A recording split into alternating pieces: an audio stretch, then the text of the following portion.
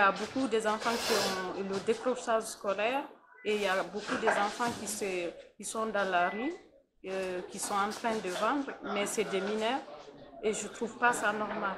Il faut qu'il y ait un accompagnement derrière pour que ça s'arrête parce qu'un mineur ne doit pas être à la rue, doit être à l'école ou avoir un accompagnement, mais pas à la rue. J'ai été à Aldo un mercredi et après je suis retournée le jeudi. Et j'ai trouvé l'enfant qui vendait pendant les 2 jours des Kleenex. Et je lui ai posé la question, pourquoi il vend s'il ne va pas à l'école?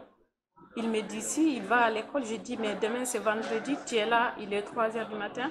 Est-ce que tu peux te lever à 7 heures? Il me dit oui, qu'il va à l'école et je suis allée voir sa maman. On a discuté un peu, elle dit c'est parce qu'elle n'a pas les moyens, elle est obligée de faire travailler son enfant pour pouvoir subvenir aux besoins des familles. Aux parents et au gouvernement, parce que c'est au gouvernement de prendre leurs responsabilités, d'accompagner les familles vulnérables et les parents aussi de ne pas exploiter les enfants, d'essayer de trouver une autre solution. Les enfants, ils doivent être à l'école, mais pas sortir pour vendre. Surtout un enfant de 7 ans, c'est pas normal. Là, on réfléchit comment faire pour trouver une solution. Déjà, il faut qu'on les identifie pour savoir ils sont combien et voir plus tard si on peut créer une ONG pour les accompagner.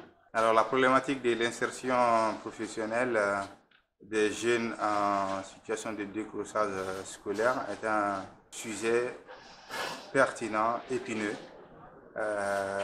qui mérite beaucoup de réflexion et surtout qui doit attirer l'attention de tout le monde, les autorités, les bonnes volontés, les familles aussi, d'accord? Parce que nous avons compris dans les explications de Madame Idia Toubari que ce problème-là a des causes multiples.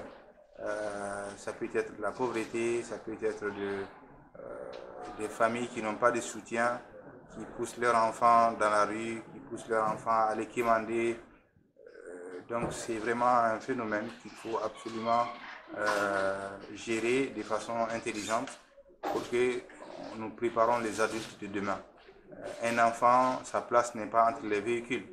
Un enfant n'a rien à faire à 3 heures du matin en train de vendre des lotus, des biscuits au bord de la route. Un enfant mérite qu'on lui donne sa place de grandir dans un environnement qui puisse lui permettre de s'épanouir.